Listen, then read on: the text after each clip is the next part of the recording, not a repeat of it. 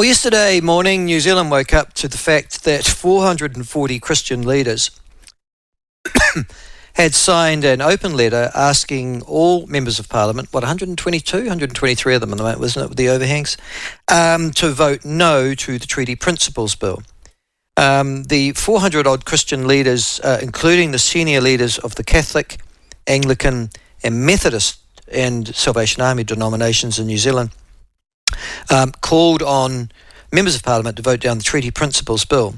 I think I read out to you yesterday much of that particular letter, and then the commentary of our very next guest, the Very Reverend Jay Ruka, who is the Dean of Taranaki Cathedral.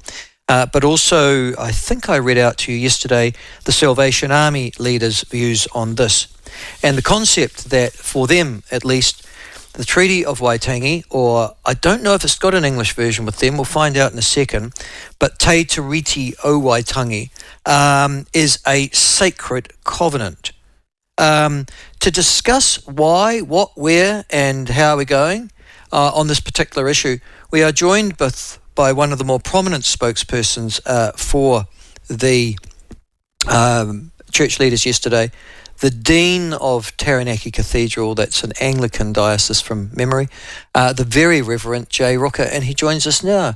Jay, welcome to the show. Love to have you on. Tanaki, Michael, thank you so much for having me. Nice to talk to you. Sorry, mate, have I got your pronunciation of your surname right? Ruka? Ruka, yeah. Ruka. My apologies. Yes, Ruka. Yeah. Okay, it's a long U. Right. Yep. How long have you been in that job, mate? 3.5 years. And what were you doing before that? I was doing a bit of treaty education around churches around New Zealand and some schools, yeah. So why did you join the Anglican Church, or you've always been a practicing member, adherent? That's a great question. I joined the Anglican Church because I was invited to take on this role here at Taranaki Cathedral. I'd been doing a lot of treaty education for about 5+ years. I've worked in church circles my whole life. Even though I was christened as an Anglican as a kid, I had sort of grown up in Hahi Pakipaki, so the Pentecostal type of spaces. And anyway, so working for Mihanari, working for Anglicans wasn't sort of on my radar, but this offer of this job came to me in the remediation work of the cathedral, and part of that work was to start the Sir Paul Reeve Centre of Peace, Justice and Reconciliation. So I was like, oh, this is a bit crazy. Initially I didn't want to take the job because the history of St. Mary's is very harsh towards Te Atiawa and Taranaki. It's the church that shot my people, my tribal people.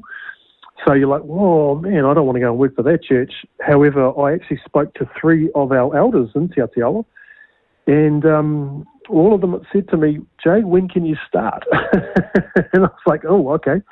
So I took on the role. I was offered the job by Archbishop Philip Richardson, and I've taken on the role here. So it's been a good So journey. when you say St. Mary's shot your people, I didn't realise they had a militia. Did they have a militia in the Taranaki Wars in the 1850s? Yes, and 60s? there was a local militia Attached to the church. The British Army was established at St. Mary's. So St. Mary's is at the base of Pukaka, a hill here in New Plymouth, and the British Army came in because Bishop Selwyn was the chaplain of the British Army. So the army came in here and cut off the top of the hill here and put all their barracks here right next to the church, and then commandeered the church. Yeah. Okay, all right. So the other thing, before we get into the leader itself, Very Reverend. Why the Very? Oh, mate, that's the Very. Does that Reverend go with being the dean? Because I'm a dean. Yes.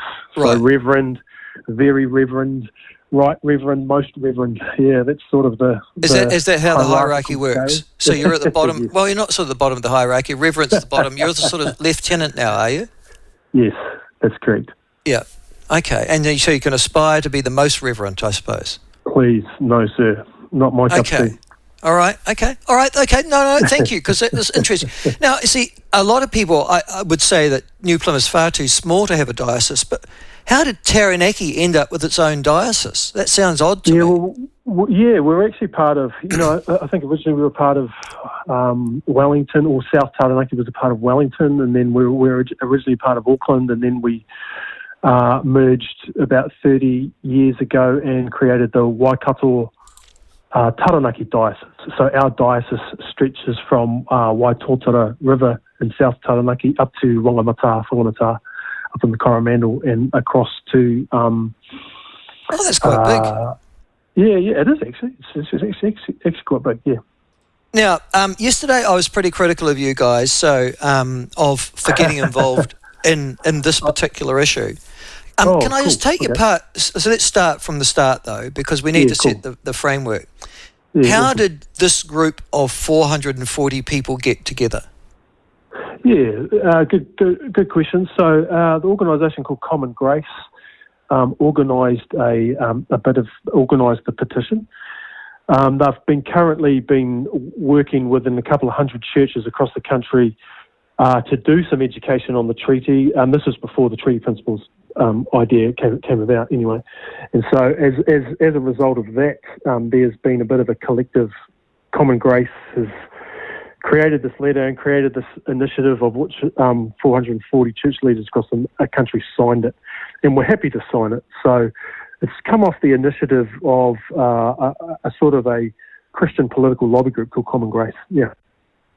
Oh, so you are a political lobby group then, not just for treaty issues, but for Common Grace, but for other issues as well. Yes. Do you? I think one of the things that I noticed yesterday was you had very much traditional church people involved. I didn't see a lot of what I'd call Pentecostal church leaders there, and the Presbyterian Church was conspicuously absent. Was there a reason for that? Pass. I couldn't tell you. You mean on interviews and stuff? No, just they're just not mentioned. It's got the senior leaders of the Catholic, Anglican, Methodist denominations, as I said, the Salvation Army, but there was no mention of Presbyterian church leaders amongst them. Well, yes. All right. Okay. All right. Now here we go. Do you honestly believe, because that would seem to be at the heart of the letter, that the Treaty of Waitangi, Te Tiriti o Waitangi, is a sacred covenant? Absolutely, yes, it is. I say that because of the language, the historical language that it was framed in and built around. So, yeah, I absolutely do. Yeah. So how do you define sacred?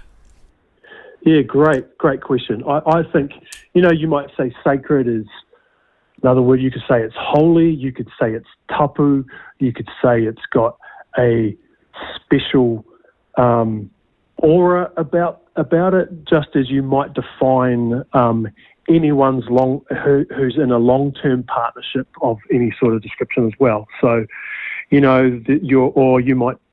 relationship to a part of creation for you might be a sacred thing. I think the treaty is a sacred covenant because that's the language that was used from the get-go, from the day of signing, in fact, from the day before the signing. So if I was to give you a definition of sacred, Jay, it would be probably connected with God, or dedicated to a religious purpose, which would be, the sort of conventional definition of sacred. Would that meet your definition too? Connected with God or dedicated to a religious purpose? No, it wouldn't. I could extrapolate my own definition from that term, but I think the trouble is when you say religious. If you use a very generous. Okay, is it connected with God then? Is this covenant connected to your Christian God? Yes. To me, there's definitely what we would call a whakapapa, a genealogical connection in ideas to that. Yes. Okay, so because it's a sacred document, and there's an English and a Maori version, which appear to differ from each other, meaning different things to different people. Which one of those is sacred? The English translation or the Maori translation, or both? To me, it's both, but it's clearly highlighted.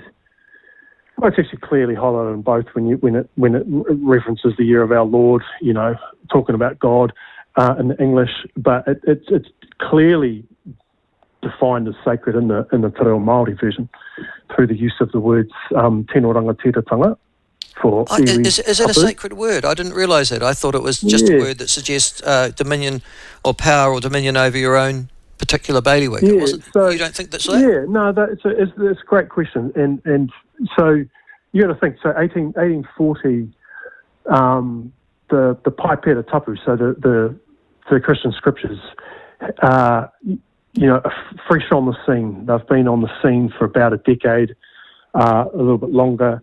So the two words, so you got tino rangatiratanga, and then you got the words ka wanatanga.